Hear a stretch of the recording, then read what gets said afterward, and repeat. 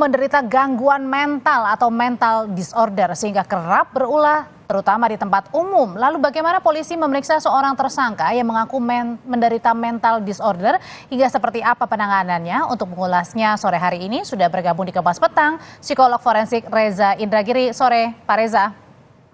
Selamat sore. Pak Reza, Yudo ini kan mengaku menderita gangguan mental. Kalau misalnya seorang menderita gangguan mental itu bagaimana sih ciri-cirinya, Pak Reza? Gangguan mental itu banyak jenisnya. Jadi kita tidak bisa pukul rata mengatakan bahwa seseorang yang mengalami mental disorder atau gangguan mental akan misalnya tidak bisa kontak dengan lingkungan, terbebas dari pidana, tidak bisa. Jadi kita harus secara pasti membangun diagnosis yang spesifik, yang definitif terkait dengan kondisi yang bersangkutan. Nah, yang saya khawatirkan adalah karena pihak Polda Metro Jaya sudah memberikan rompi berwarna oranye dan mengikat tangan yang bersangkutan, maka tampaknya dari pihak Polda Metro Jaya sudah punya perkiraan keluhan tentang mental disorder itu adalah sebuah klaim dalam rangka untuk menghindari proses hukum. Dengan kata lain, malingering. Itu perkiraan saya, karena sekali lagi kepada yang bersangkutan sudah diberikan rompi berwarna oranye dan tangannya dalam kondisi terikat. Artinya Yudo ini belum tentu menderita benar-benar mental disorder ini, gangguan mental. Ada dua kemungkinannya, yang bersangkutan memang sama sekali tidak memiliki gangguan mental apapun, berarti memperagakan malingering agar sekali lagi bisa lolos dari pertanggungjawaban pidana, atau yang bersangkutan memang pada dasarnya memiliki gangguan mental tertentu, tetapi gangguan mental itu tidak memenuhi syarat bagi yang bersangkutan untuk kemudian mendapatkan pasal 44 KUHP, yaitu bebas dari hukuman. Oke, nah Yudo ini kan kerap berulah ya, berbuat onar di media sosial, bahkan kemarin pada saat ditanya wartawan juga sepertinya santai begitu. Ini mengindikasikan apa, Pak Reza? Begini, karena kita sudah masuk ke ranah psikologi forensik, bukan psikologi klinis, maka saya tidak ingin memberikan amunisi kepada yang bersangkutan untuk lolos dari jerat hukum.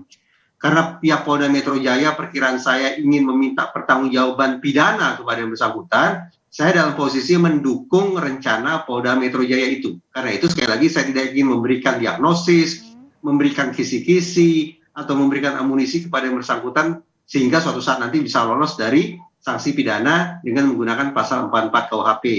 Itu yang pertama. Yang kedua, saya justru bertanya-tanya, yang bersangkutan ini punya keluarga atau tidak? Kenapa, Pak? Punya sanak saudara atau tidak? Kenapa pertanyaan ini saya ajukan? Karena perilaku berulang, katakanlah perilaku bikin onar yang sifatnya berulang itu, membuat yang bersangkutan seolah-olah tidak punya sanak saudara atau tidak punya keluarga. Atau sebaliknya, seandainya yang bersangkutan itu punya keluarga, tapi kemudian keluarga melakukan pengabaian, sehingga si Yoda ini kemudian melakukan tindakan yang berbahaya terhadap orang lain, maka alih-alih yang bersangkutan, tapi justru keluarganya yang justru akan bisa dimintai pertanggungjawaban secara pidana. Konsekuensinya, penting bagi pihak Polda Metro Jaya untuk tidak hanya memeriksa yang bersangkutan, tapi juga mencari tahu siapa keluarga, siapa sanak saudara, siapa yang bertanggung jawab untuk menjaga orang yang satu ini agar tidak melakukan perbuatan berbahaya di tempat. Kalau memang benar menderita itu ya, mental disorder itu juga ya Pak Reza ya?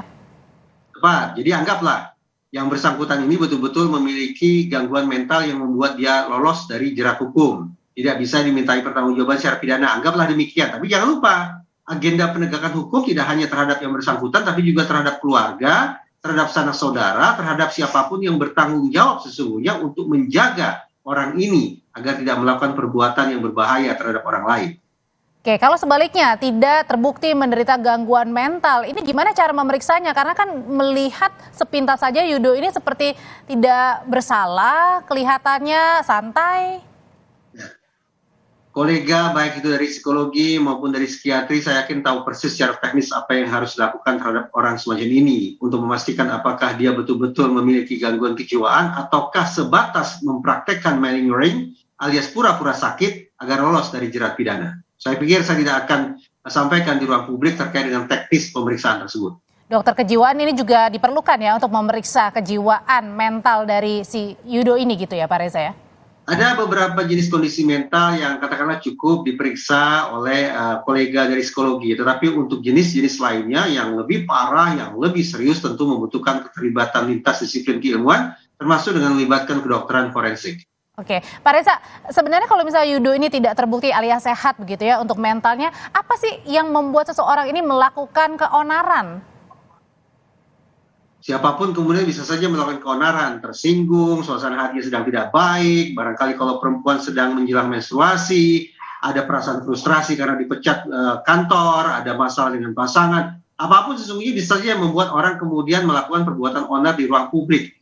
Apalagi di dalam psikologi juga ada istilah misalnya orang yang temperamental, yang mengalami kesulitan untuk mengendalikan amarah, punya gangguan amarah yang amat sangat nyata. Nah itu beberapa sebutan, beberapa istilah yang bisa kita kenakan kepada seseorang yang kita perkirakan atau kita pandang gampang sekali untuk tersinggung, gampang sekali untuk kemudian berkonflik dengan orang yang tidak dikenal. Oke, nah kalau gitu apa yang bisa dilakukan sekarang kalau misalnya menderita beberapa gangguan tadi itu tetap bisa dipidana ya, Pak Reza ya? Tadi saya katakan hanya beberapa jenis saja, hanya beberapa jenis gangguan saja yang kemudian bisa digunakan oleh seorang katakanlah terduga atau tersangka sehingga bisa lolos dari jerat hukuman. Sementara untuk kondisi-kondisi lainnya tidak bisa. Walaupun yang bersangkutan mengklaim punya gangguan mental A, B, C, tapi kalau itu tidak termasuk kategori tertentu, maka yang bersangkutan tetap bisa dimintai pertanggungjawaban secara pidana. Terima kasih psikolog forensik Reza Indragiri sudah berbagi pandangannya sore hari ini di Kompas Petang. Saya selalu Pak Reza.